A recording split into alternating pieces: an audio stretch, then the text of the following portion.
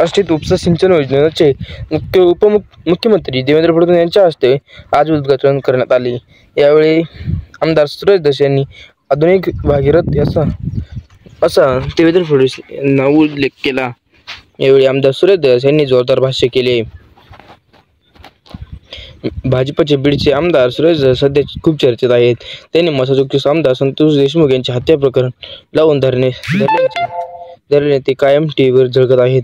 त्यांच्या जिल्ह्यात मुख्यमंत्री देवेंद्र फडणवीस यांचा मुख्यमंत्री झाल्यानंतरचा जाहीर कार्यक्रम बुधवारी होता। या कार्यक्रमात त्यांनी तुफान टोलेबाजी केली। त्यावेळी त्यांनी बीडच्या सध्याच्या परिस्थितीवर देखील राजकीय टोलेबाजी केली। ते म्हणाले की काही ठराविक राजकारण्यांनी गुन्हेगारी प्रकृतींना पाठबळ दिल्याने जिल्ह्याची प्रतिमा मलिन झाली होती।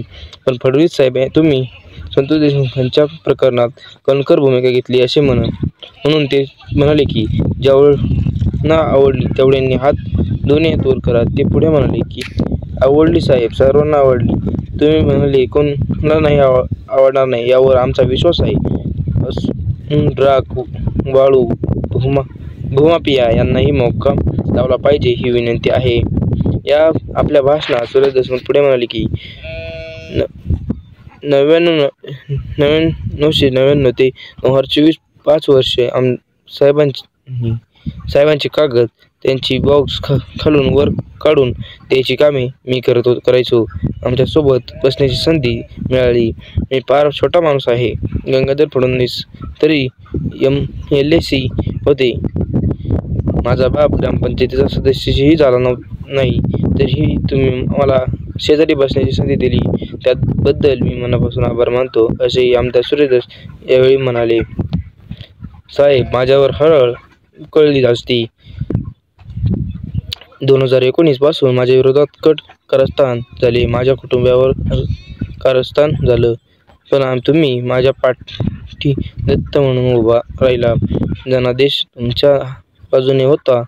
पहाटेच आम्हाला जनादेश चोरून नेला।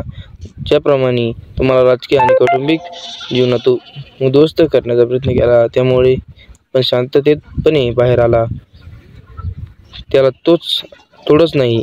तुम्ही बिनजोड पैलवान आहात, असे यावेळी धस यांनी फडणवीस यांचे कौतुक करताना सांगितले।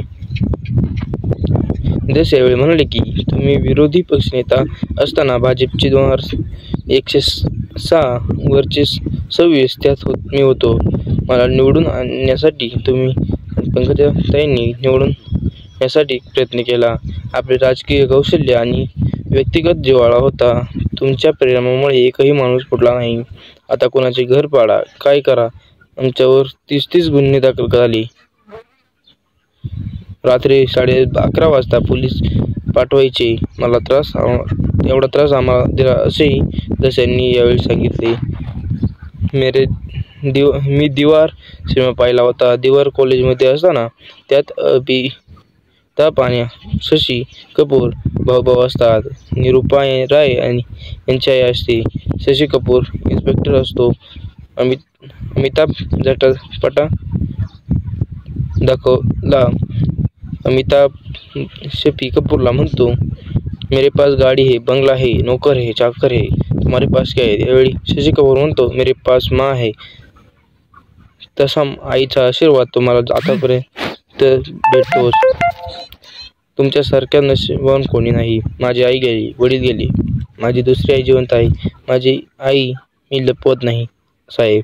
सभागृहात मी विचारलं, माझ्या आईचं नाव काय घेऊ का? मी माझ्या दुसऱ्या आईचेही घेतले साहेब। तेव्हा बऱ्याच जणांना वाटलं मला काहीतरी मिळेल।